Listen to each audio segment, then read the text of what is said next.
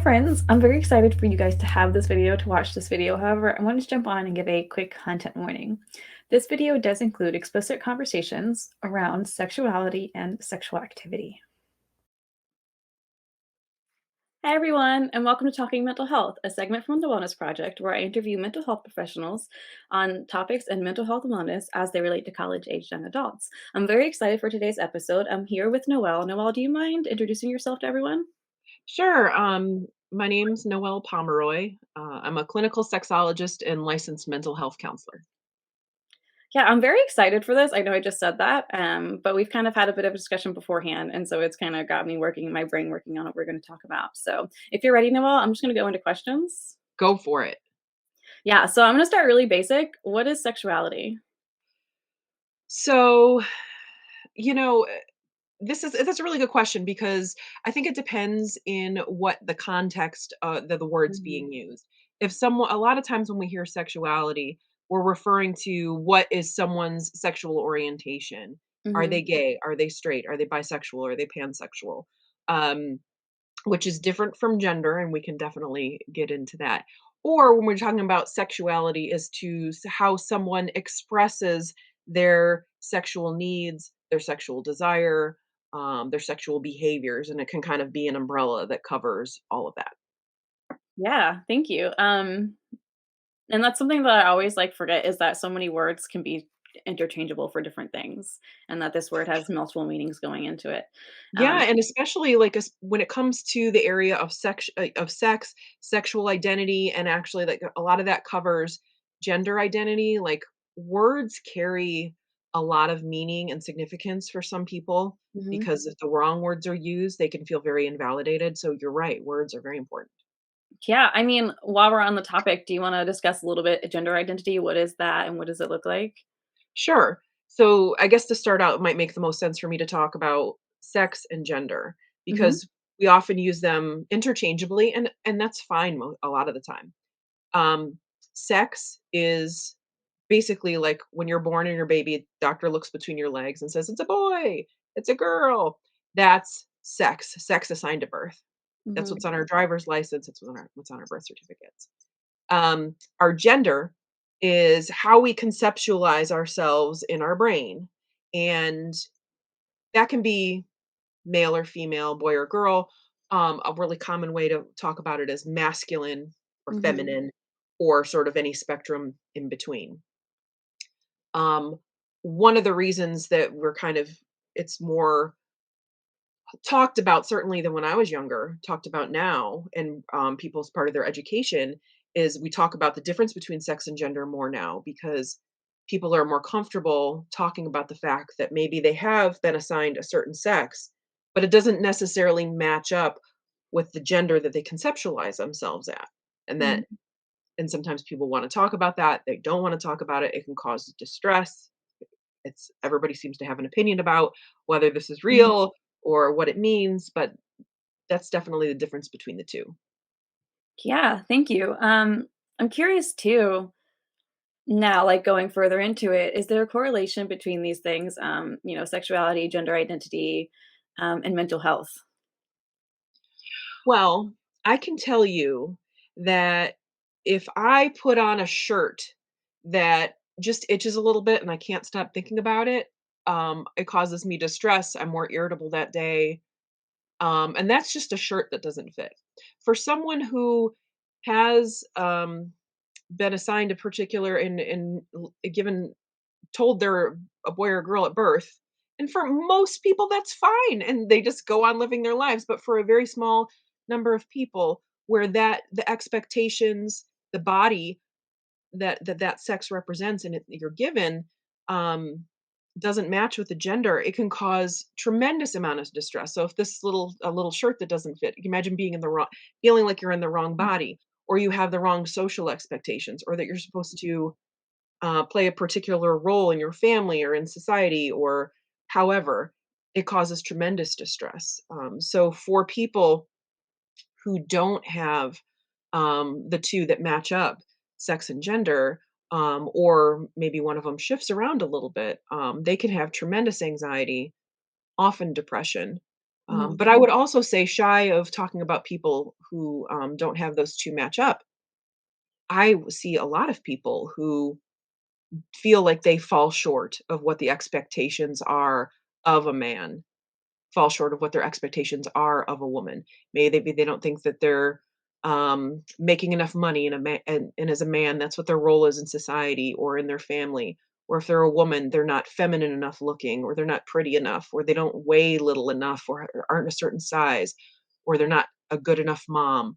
All of these things Mhm. give people distress and can cause all sorts of the type of, like, environmental stress, depression, anxiety, um, there's other mental health disorders too, but those are the main ones that are caused from kind of feeling like you don't measure up.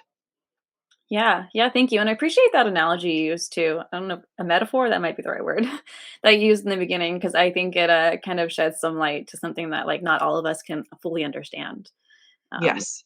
That's one of the issues that I have as someone who advocates for people who, their gender identity isn't necessarily as straightforward as a majority of the people, and they're given the messages from their parents, from their family members, or people who don't understand, Mhm, "Well, you feel this way, but why can't you just keep it to yourself? Why does it have to be mhm, something you express?"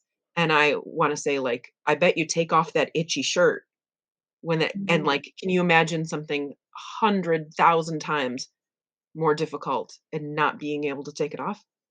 Or not being able to do it, like, the expressing yourself as your true self reduces that anxiety, reduces that depression. It's not like mhm, you do it and I mean, you could still have depression and anxiety, but the expression of yourself as your true self is to help your mental health, to mhm, reduce that depression and anxiety that you might have from your sex and your gender not matching up. mhm. So expressing yourself is taking off that itchy shirt. Is, like, Absolutely. taking that step. Yes. Yeah. I'd like to flip it. Mhm. Can and I don't know if this question has anything behind it or not. So, can Sure. mental illness affect, like, sexuality? So, first of all, it's really difficult to determine where sexuality comes from.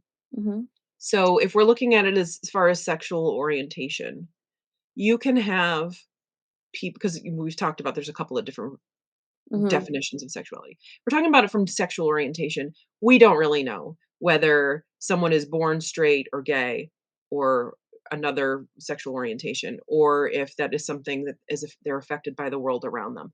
Um, I have met um, some people that they're 3 years old, and you can maybe get the idea mhm, that they show certain characteristics. You think, "Oh, this kid might grow up to be gay." mhm, Um, so there's certain parts of or kids that know they're gay when they're 7. mhm, And it's not like they are necessarily raised in, because being raised by gay parents or being exposed to gay media, there's no suggestion that any of that causes gayness, if that's mhm, even um, if we're talking about, can mental health affect sexuality as far as how someone sees themselves as a sexual being, their desires, their behaviors? mhm, Yes, 100%. Because if someone is depressed, one of the symptoms of depression is no interest or very low interest in sexual desire. If someone is bipolar, or I'm sorry, they have bipolar disorder, they may have periods of time where they're very depressed and have no interest in sex. One of the symptoms of having mania, which is the other side of bipolar disorder, um, a symptom of that could be extreme behaviors such as hypersexuality, mhm, going out and having lots of sex or putting yourself in a lot of sexual situations. Sometimes, yeah, and anxious people, they don't always feel as sexual as they want to, mhm, or because their brains are very busy. So it's really difficult for them to get into tune with what their body wants. mhm. So, yes, mental health can affect sexuality. Yeah, and I appreciate you kind of discussing multiple definitions of the word because I guess I probably should specify which definition I'm talking about when I ask a question. But I do appreciate coming from all sides No problem. because I think honestly all of that knowledge is helpful. So yeah, I'd like to bring this to college students. Sure. Just in general, anything we've talked about, how do you see this affect college age young adults? Well, let me talk about two specific things that I think are really important for college Yeah. age. And one of them is actually important for all people, but for college age specifically, because while some people experience sexual behaviors and certainly sexual feelings prior to college, I feel like the independence of being in college is often a time that people start to express their sexuality in all senses. Mhm. The expectations that people have upon themselves based on what they hear is normal or what they see in media, so specifically social media or even programs that they like or anime or whatever it is that they are into, those have a significant effect on people. And it's important to remember that what works for you and for whoever you decide you want to have sexual behaviors with, that is what normal is, not what you see or you hear is what things are supposed to, what you Mhm. should be how you should be behaving. For instance, I have people who will tell me, um, my boyfriend and I should, we have sex like once a week, and everyone tells us that we should be having sex like 3 times a week or 4 times a week, or we should be able to never keep our hands off of each other. And sure, that's what other people say because maybe that's what's right for them, or maybe they're just talking because someone's listening. Or, if you and your boyfriend are 100% okay with having sex 1 time a week and that's satisfying for you, it does not Mhm. mean your relationship is broken. It does not mean the two of you are not interested in each other. That's just what right is right for the two of you. So expectations given to you by the outside world can be very distressing. So I always think that it's important when you have an expectation of sex and of your partner to ask yourself, is this an expectation I actually have of someone, or is this an expectation that has been put upon me by my parents, by my friends, by what I see online, by my church, whatever it is? And Mhm. does it really represent how I feel and what I want? Mhm. Yeah. I'd like to go off topic just slightly. Yeah. 'Cause one of the things you were talking in there is like is normal. What is normal? Mhm. And I'd love if you have any your thoughts on that word normal because I find I have a hard time using it sometimes because I don't Mhm. know what it leads to. And sometimes when I say it about anything, I'm like, well, what is normal? And how Yeah. does that make other people feel when you use that word normal? When it comes to mental health and very much specifically sexual health, um, normal is, first of all, it's a tricky word. Mhm. Um, I even if I did just use it, I try not to because Mhm. I feel like everyone around us, for the most part, most of the clients I see, most of the people I know, we all kind of want to know if we're just normal. Mhm. And sometimes what causes our negative feelings in our life that are really pervasive and difficult to deal with is this why aren't I normal? This feeling of like, why can't Mhm. I be like other people? Why can't things be easier for me? I just want to be normal. So oftentimes, um, a really effective method for working with someone in therapy, whether it's mental health or sexual health or both, is what we call normalizing. So when someone Mhm. says, like, this thing is really upsetting to me and I don't understand, and we say, that's how most anyone would behave in this situation. Like, or these feelings that you're having are very valid. And so we're normalizing it for someone. And that can often make people feel very good because there's this idea that like we need to be the same as everyone else to in order to feel at peace with ourselves. Mhm. Yeah, thank you for that. I know it was a little bit off topic, but sometimes I just hear words and like I want to talk more about that. You can ask me anything, it's all good. um, so this next question, it's kind of hard to frame the question. So I'm gonna try my best, but I'm curious, what does someone do? And I guess this kind of leads into your practice a little bit. What does someone do when their sexuality in terms of like sexual orientation leads to anxiety or depression, or vice versa? The other definition. What are some things you can do, like treatment wise? I don't know if treatment's the right word. Well, I think it's important that if you are feeling uncomfortable about your sexual orientation, gender orientation, whatever, or things that interest you sexually, I would encourage you to, and if you consider it your burden, or at least that thing that really bothers you, Mhm. find someone that you trust to talk to about it. Mhm.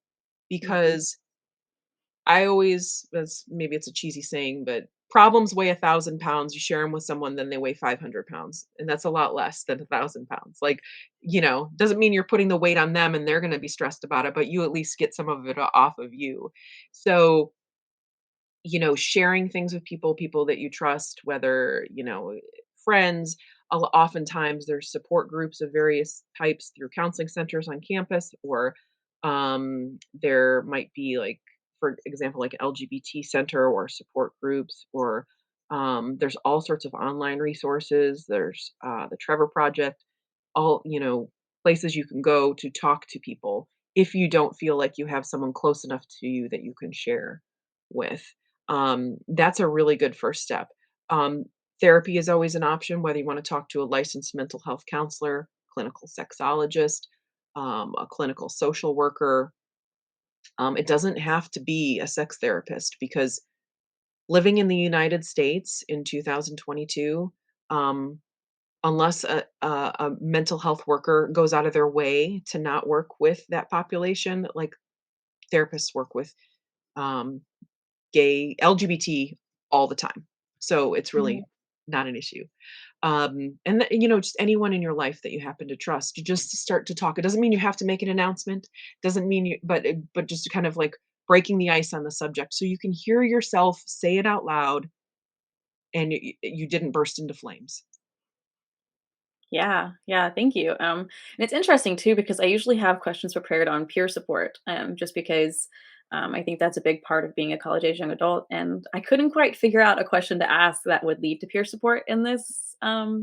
interview. So I appreciate that some of what you were saying leads back into that peer support model of things. Hmm. Yeah, absolutely. And because it's it's hard to keep secrets that are meaningful and not have them weigh on you, and feeling like that secret is about a part of you that can't be cut out, that is you. It is part of who you are. It's just so overwhelming. Um, Unfortunately, I've had young people that I've known end their lives over it because it was just such a difficult burden for them to bear. And they didn't feel like Mhm. they could share it with anybody. But having peer support is really important, because not everyone lives in a family where the family is a safe person or people to talk to about this. Mhm. So that peer support part is really important, whether it's an actual friend of yours or a group of people who got together because they also didn't have anyone in their family or their circle that they could talk to. So they are now participating in that group. Yeah, thank you. And I appreciate like all of the info on that. I just know that in so many circumstances and so many walks of life that we do tend to like lean on our peers as much as we can. So, Absolutely. Yeah, sure. um, I am curious too a little bit about your practice. If you don't mind talking about it a little bit, because to be honest, I like had never heard of it before, which I don't know if that just says that I'm naive or what, but I would just love to know more. Sure. So, I have a business or practice in Jacksonville, Florida. It's called the Jacksonville Center for Sexual Health and Jax Therapy. So we see people for all sorts of mental health concerns, but specifically it was based around people being able to come and talk about all issues related to sex, Hmm. whether that was sexual dysfunction, meaning maybe someone couldn't have an orgasm, or they had erectile problems or premature ejaculation problems, or someone that just wasn't feeling like they had any interest in sex even though they used to. So that's a problem for them. Identity concerns, people come in. People who have sexual urges that they are ashamed about, sometimes because they're judging themselves, and sometimes because those sexual urges are things that society says are inappropriate, even in a legal sense. Mhm. So a very wide range of things.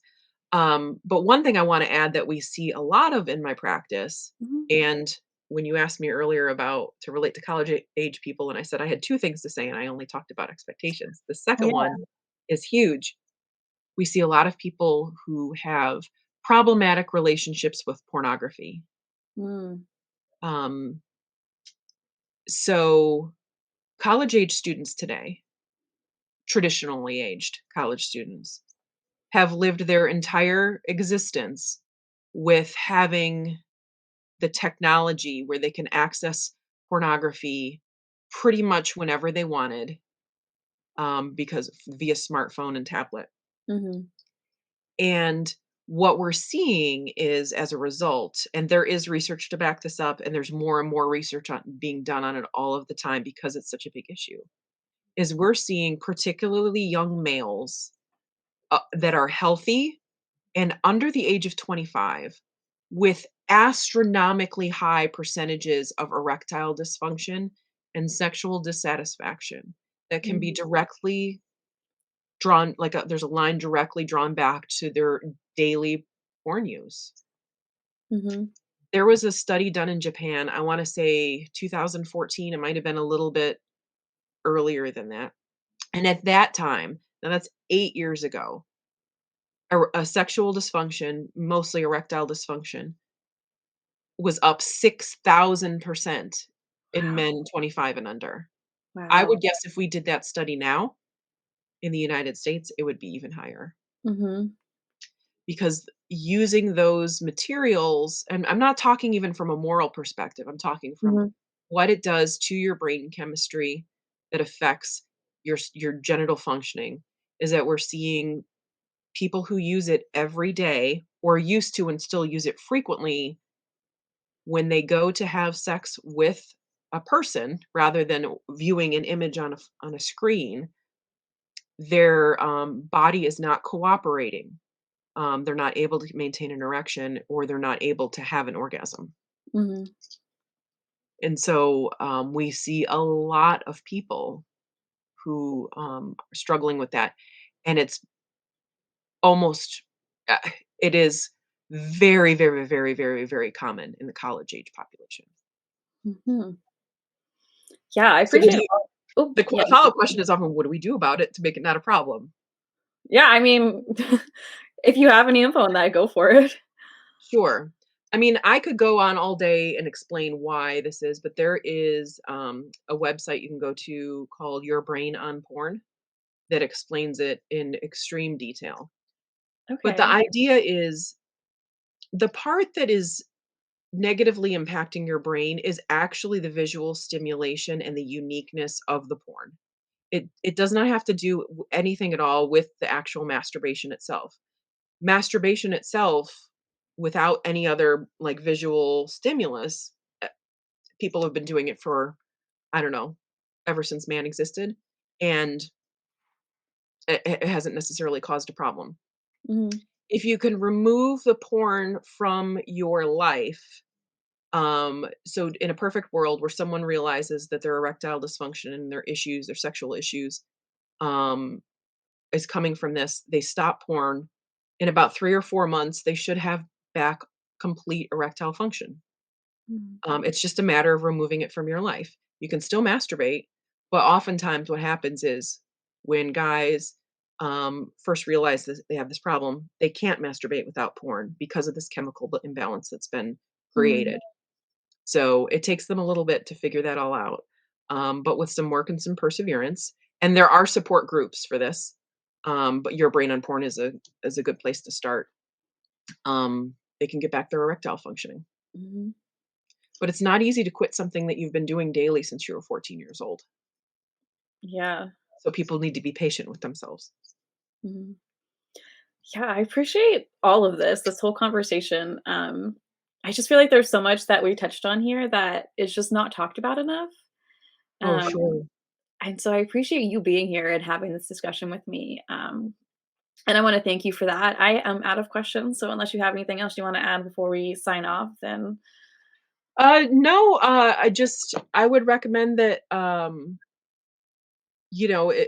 for anyone that is planning on having, sexual behavior or is interested in having sexual behavior, to look at all of the contraceptive options that are out Mhm, there for you to protect yourself from um, pregnancy and sexually transmitted infection, mhm, because it's not just the pill or condoms. Like there's so many other options out there now. I know public health departments often there's departments like the health department on campuses across. Usually they offer condoms, female condoms even, which are for insertion inside a female. mhm. That can be very helpful. Um, and just do some research to see what the best plan is for you because um, while a large portion of the world has some sort of minor or maybe more significant sexually transmitted infection, doesn't mean that it's not without its issues and complications and treatment. And if you can avoid Mhm. that, it's a good idea. Yeah, thank you. And like I said, I appreciate that add-on. I think we got a ton of good information here today, and I'm very excited for this. So thank you so much for being here. You're welcome.